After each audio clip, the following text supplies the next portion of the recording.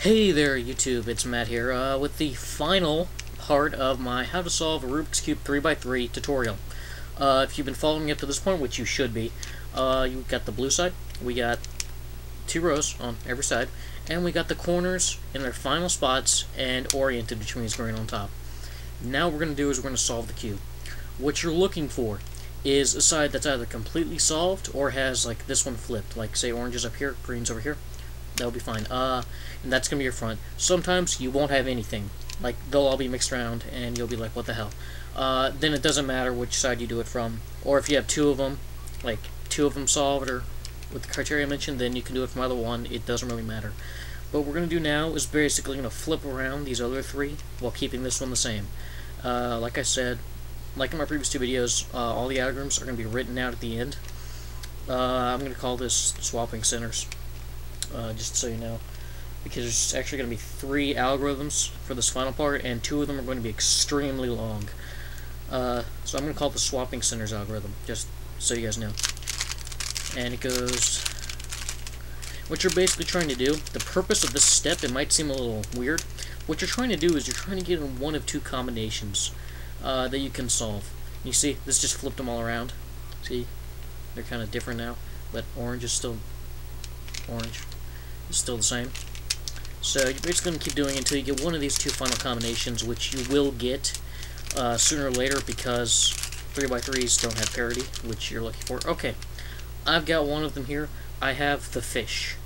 The other one is the H, which is pretty self-explanatory. It's the easier one to find. Basically, ignore this, say this was green, and say this orange one was flipped as well. So basically it would make an H. That's the front part. But for the fish, this is your front. This would be your front. So you got the one that's kind of leftward like this. This would be your front. For the H, it would be like, say, okay, so we got the red, orange, H. Then it would be either yellow or white would be your front. The ones to the side. Now the move for the fish is a lot more complicated than the move to solve the H. But they're basically the same. The fish just has a few more steps at the beginning and the end of it. Like 3, I think. Anyways, I'm going to go ahead and solve the fish now, and once you do this, your cube will be solved. It should be. If not, you fucked up.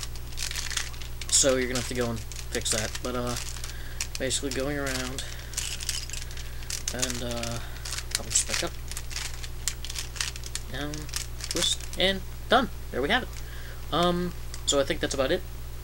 I really can't think of anything else I need to cover. So all the algorithms will be at the end. However, if there's something you didn't understand and really you just can't figure it out, feel free to message me. If you know me from O-Game or RuneScape, then message me there. It's easier to reach me because I don't always check my YouTube every day. But if you really are having trouble, I'll try to explain it to you as best I can. If that doesn't work, I can link you to the guide I learned it from. However, I wanted to make this just because I felt like making it instead of just passing around a link. Yeah, just to show you it's solved. But yeah, so if you really can't do that, I'll link you to the guide, which has some pictures, diagrams, and it's got all the algorithms written out, but in a different format that's a lot easier to read than the standard one that most of us use. So, with any luck, you've learned how to solve 3x3. You can keep watching these a few more times and eventually have the whole thing memorized and be able to show off to friends, family, loved ones, bums on the street. I don't really care.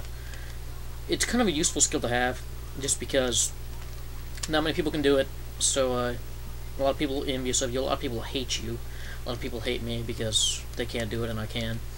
So yeah, ciao.